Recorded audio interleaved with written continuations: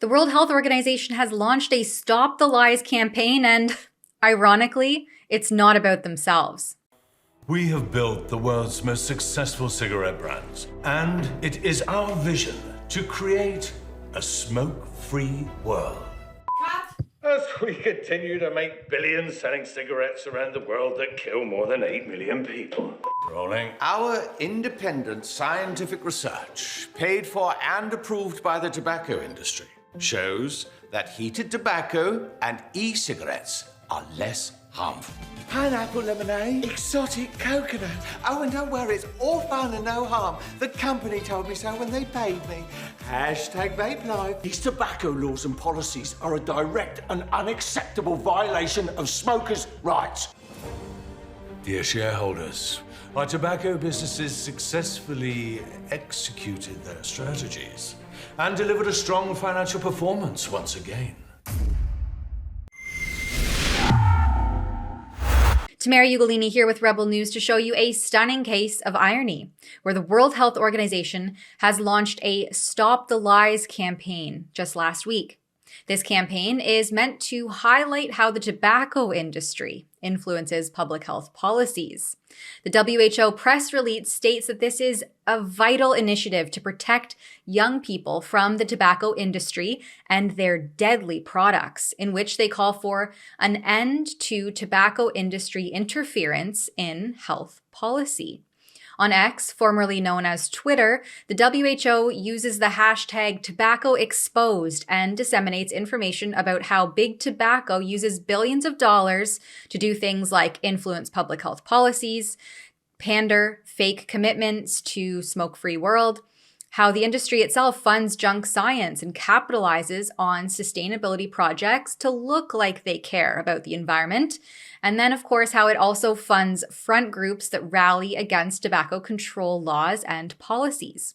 In a painful inability to see beyond big tobacco, the WHO says that it stands with young people globally who have demanded governments protect them against a deadly industry that targets them with new harmful products while outright lying about the health impacts.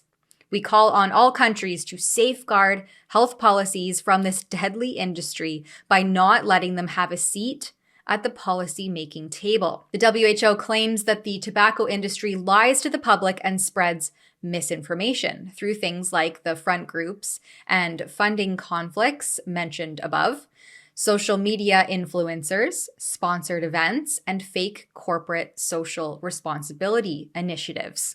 But the irony is not lost on many, because while the WHO passionately condemns big tobacco for manipulating health policies, it seems to suffer from a selective lack of introspection. This campaign's principles can also be applied more powerfully to an even larger and more influential player in the health policy arena, Big Pharma. How does the pharmaceutical industry, along with global health organizations like the WHO and NGOs like Gavi and the Bill and Melinda Gates Foundation, leverage their substantial resources and expansive power to shape public health policies and influence population compliance? While the emergency phase of the COVID-19 pandemic is now over, investments in digital infrastructure remain an important resource for health systems and for economies and societies at large. Like many countries, the European Union made significant investments in COVID-19 certificates to help people move around as safely as possible during the pandemic. The European Union's certification system was used by all 27 EU member states and more than 50 other countries.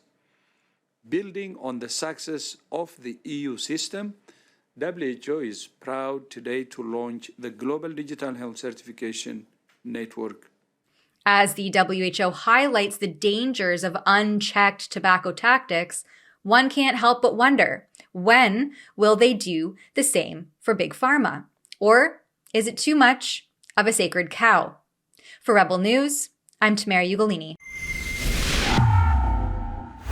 Despite being responsible for international public health and being a supposed leader on health policy, the World Health Organization has failed miserably all throughout the COVID-19 pandemic, from unscientific lockdowns to mandates, and now the push for global digital IDs. People are becoming increasingly skeptical of this unelected, self-promoting agency that repeatedly brings Big Pharma to their policymaking table.